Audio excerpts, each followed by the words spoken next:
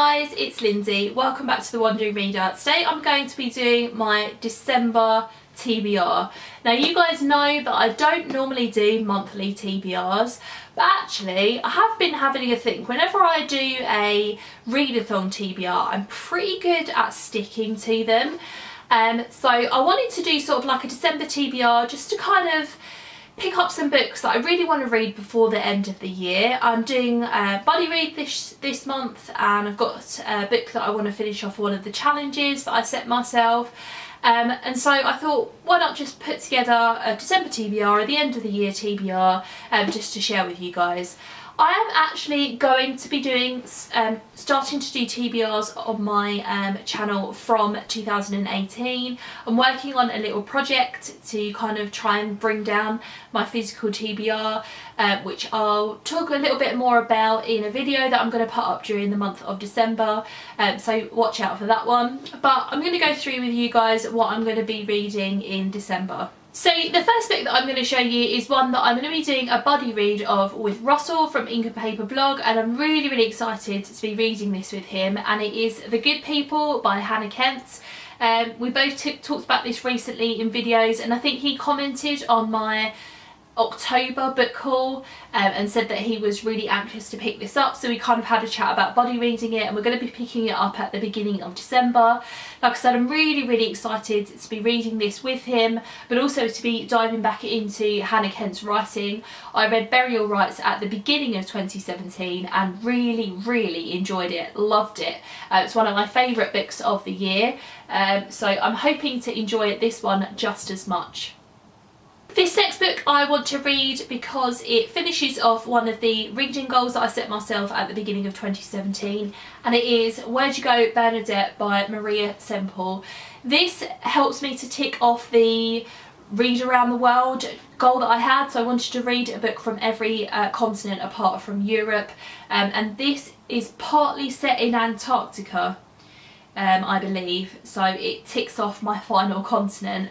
I don't really know much about this book at all, apart from the fact that it's partly set in Antarctica, but we've got, I'll just read you what the back says. It says, to Elgie Branch, a Microsoft wonderkind, she's his talented, volatile, troubled wife. To fellow mothers at the school gate, she's a menace. To design expert, she's a legendary architect. But to 15-year-old B, she's quite simply mum.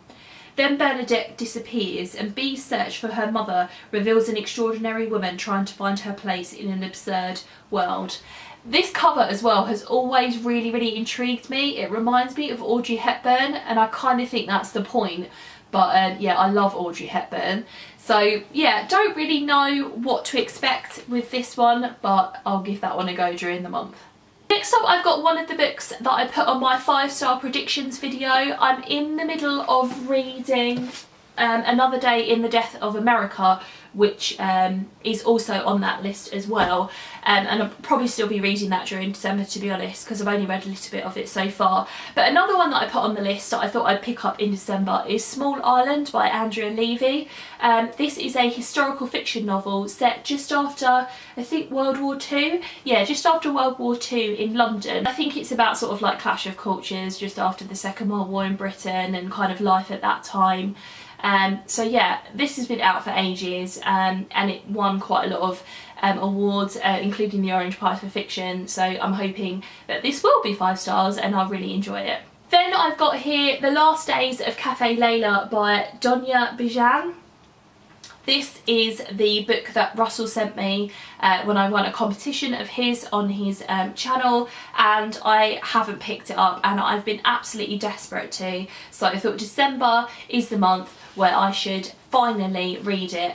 And this one is set in Iran, and it's about a mother and her child who move back to Iran because I think she's getting a divorce, and she starts helping out at her father's restaurant again, and it kind of describes the restaurant and the family and how she's coping with being back in Iran and trying to find her place in the world again. So it sounds absolutely incredible, and I think it will be quite a quick read as well. I think it's about 250 pages, so really looking forward to that one.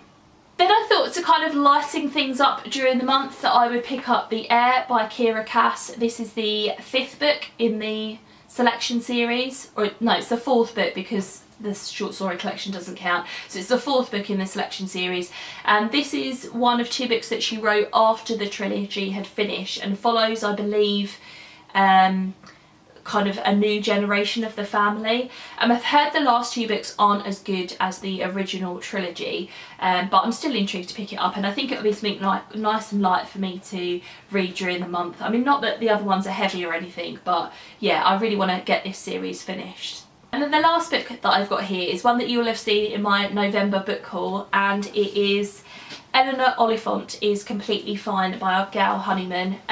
Yeah, so I've only just hauled this, and I'm really excited about it, so I wanted to pick it up straight away. I love doing that with books, kind of buying something and then reading it straight away because you're so excited about it, and I don't think I do that enough really. So I'm trying to kind of, yeah, get more excited about the books that I've actually just bought and read them a bit more quickly than I have done. So yeah, this has just been nominated for the Costa First Novel Award, and as you can see, the version that I've got here is the W.H. Smith Fiction Book of the Year as well. So yeah, and I've heard nothing but great things about it, so I think this will be brilliant. So there you go guys, they are all the books on my December TBR. I'd never set a massive TBR just because, you know, things are going to be busy during the month. We're going to be spending time with family and getting ready for Christmas, but also my year 11s are doing mock exams, so I'm going to have their exam papers to mark, and yeah, it's going to be a busy month like they normally are. So I think 6 is a good number to cap it off at, and that'll be a challenge on its own. So I'd love to have a chat with you in the comments below. What are you planning on reading in December? What books do you really want to get read before the end of the year? I can't believe we're having that conversation, and that I've nearly been on BookTube for a year. That is absolutely crazy. So yeah, and if you've read any of the books that I have read, again, I'd love to have a chat with you about those in the comments below too. Thanks very much for watching, and I'll see you in my next video. Bye.